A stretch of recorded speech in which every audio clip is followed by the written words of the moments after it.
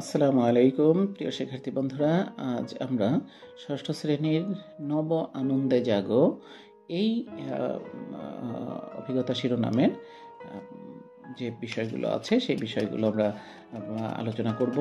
অর্থাৎ এই নব আনন্দে জাগো এই অধ্যায়টা মূলত আমাদের যে নববর্ষ, তারপর কি ছিল আমাদের বর্ষ বিদায়, অর্থাৎ চৈত্র সংক্রান্তি, তারপর বর্ষবরণ, এই বিষয়গুলো সম্পর্কে আমরা এই অধ্যায়ে জেনেছি। তো এই অধ্যায়ে আমরা যে বিষয়গুলো জেনেছি সেই বিষয়গুলো সম্পর্কে আমরা আমাদের যে পরবর্তী আছে, শেষ অংশটা আছে, এই অংশ অর্থাৎ পৃষ্ঠা 26-এর কিছু কাজ এখানে করতে নির্দেশ করেছে। সেই পৃষ্ঠা 26-এর কাজটা আমরা আমাদের এই অধ্যায়ে সম্পন্ন করব ইনশাল্লাহ। তো এখানে দেখো যে এখানেও আমাদের অন্যান্য পাঠের মতোই এখানে রয়েছে যে এই অধ্যায়ে আমি যা যা করেছি তা লিখি এবং আমার অনুভূতি প্রকাশ করি। একই রকম বিষয়গুলো, অর্থাৎ প্রত্যেকটা অভিজ্ঞতার পরেই আমাদের সেই অভিজ্ঞতাগুলো লিখতে হয় যে আমরা কি কি জেনেছি বা কি কি কাজ করেছি বা কি জেনেছি, এবং সেগুলো করতে গিয়ে বা সেটা জানতে গিয়ে আমাদের অনুভূতিটা কেমন হয়েছে। এই দুইটা বিষয়ে আমরা আমাদের এই অভিজ্ঞতা শেষে যে কাজটা দেওয়া থাকে সেটা সম্পন্ন করি। তো এখানেও আমরা ঠিক একইভাবে এই অধ্যায়ে আমরা কী কী কাজ করেছি সেটা আমরা এখানে লিখব, প্রত্যেকেই লিখবে। আমি এখানে আমার মতো করে লিখেছি, তোমরা তোমার মতো করে তুমি যেভাবে করেছো, যা বুঝেছো তোমার মতো করে সেটা লিখবে। আমি শুধুমাত্র একটু ধারণা দিচ্ছি তোমাদের। তো এখানে বলেছি যে এই অধ্যায়ে আমি যা যা করেছি। 1. পহেলা বৈশাখ বাঙালির ঐতিহ্য, এ বিষয়ে আমি জেনেছি। 2. পহেলা বৈশাখে কি কি আচার অনুষ্ঠান হয় সেই সকল, তারপর যে সকল খাবার দাবার তৈরি করা হয় সেসবের একটা তালিকা তৈরি করেছি এবং তা বন্ধু খাতায় সংরক্ষণ করেছি। এরপরে রয়েছে 3 নম্বরে রয়েছে, দেখো যে মঙ্গল শোভাযাত্রা সম্পর্কে জেনেছি। মঙ্গল শোভাযাত্রায় যে সকল সাজ দেওয়া হয় সে সকল বিষয় লিখেছি। তারপরে 4 নম্বরে রয়েছে যে কাগজ দিয়ে বিভিন্ন মুখোশ ও ঝালর তৈরি করেছি।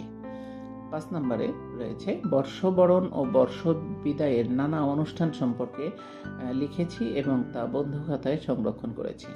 6 নম্বরে পহেলা বৈশাখ সম্পর্কে বিভিন্ন গান ও কবিতা আবৃত্তি করেছি। 7 নম্বরে নৌকাবাজ সম্পর্কে জেনেছি ও ভিডিও দেখেছি। নৌকাবাজ তো আর আমরা এখানে চাইলেই দেখাতে পারবো না, এই জন্য আমরা সেটা ভিডিওতে দেখেছিলাম।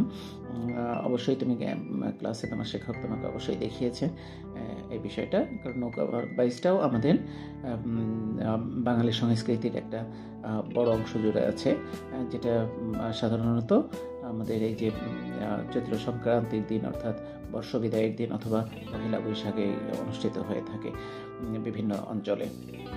নদী প্রধান এলাকা যেখানে বিশেষ করে অনেক নদী আছে সেই সকল এলাকায় এই নৌকাবাজটা হয়ে থাকে, সেটা আমরা ভিডিও দেখেছি। তারপরে 8 নম্বরে কাগজ দিয়ে পাখি বানানো শিখেছি।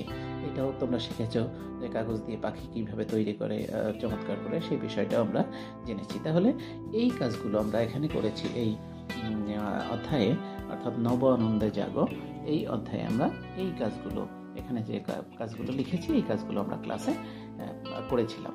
এরপরে আমাদের এখানে রয়েছে যে আমার কি অনুভূতি হয়েছিল, এই যে কাজগুলো আমি করেছি এই কাজগুলো করতে গিয়ে আমার কি অনুভূতি হয়েছিল, আর আমার মানে হলো এখানে তোমার কি অনুভূতি হয়েছিল সেই বিষয়গুলো তুমি এখানে লিখবে। তো দেখো আমি লিখেছি এখানে যে আমার অনুভূতির বর্ণনা। চৈত্র সংক্রান্তি বর্ষ বিদায়, মানে বর্ষ বিদায়কেই কিন্তু চৈত্র সংক্রান্তি বলা হয় এই অনুষ্ঠানটাকে, অর্থাৎ চৈত্র মাসের শেষ দিন, বছরের শেষ দিন। চৈত্র সংক্রান্তি বা বর্ষ বিদায় এবং বর্ষ বরণ সম্পর্কে জেনে আমার খুবই ভালো লেগেছে। তারপরে 2 নম্বরে হলো কাগজ দিয়ে ফুল ও পাখি ঝালর ইত্যাদি জিনিস খুব মজা করে আনন্দের সাথে তৈরি করেছি। তারপর 3 নম্বর হলো মঙ্গল শোভাযাত্রা সম্পর্কে আমি আগে জানতাম না, যা জেনে খুব ভালো লেগেছে। তারপরে 4 পহেলা বৈশাখ সম্পর্কে অনেক কবিতা ও গান সম্পর্কে আমি জেনেছি এবং যা আমাকে অনেক আনন্দ দিয়েছে। 5 নম্বর হলো পহেলা বৈশাখের হৃদয় উৎসব আমি খুব উপভোগ করেছি ও আমার খুব ভালো লেগেছে। তাহলে এই ছিল আমাদের এই নব আনন্দে জাগো, এই নব আনন্দ জাগো অভিজ্ঞতার আমরা এই বিষয়গুলো যেগুলো করেছি সেটা আমি আগের পৃষ্ঠায় লিখেছি, এবং এটার আমাদের অনুভূতিটা কেমন হয়েছিল সেটা আমরা এখানে দেখিয়েছি। তো এটাও আমরা খুব ভালোভাবে শেষ করলাম।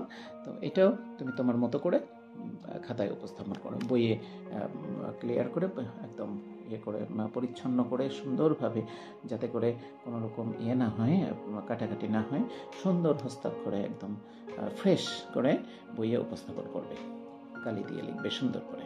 ঠিক আছে? তো এই পর্যন্তই আজকের ক্লাস। তো এই ছিল আমাদের এই 27, 26 এবং 27 পৃষ্ঠার যে কাজগুলো সেটার ধারণা। তো আজকের মতো পর্যন্তই। ভালো থাকো তোমরা সবাই। আসসালামু আলাইকুম।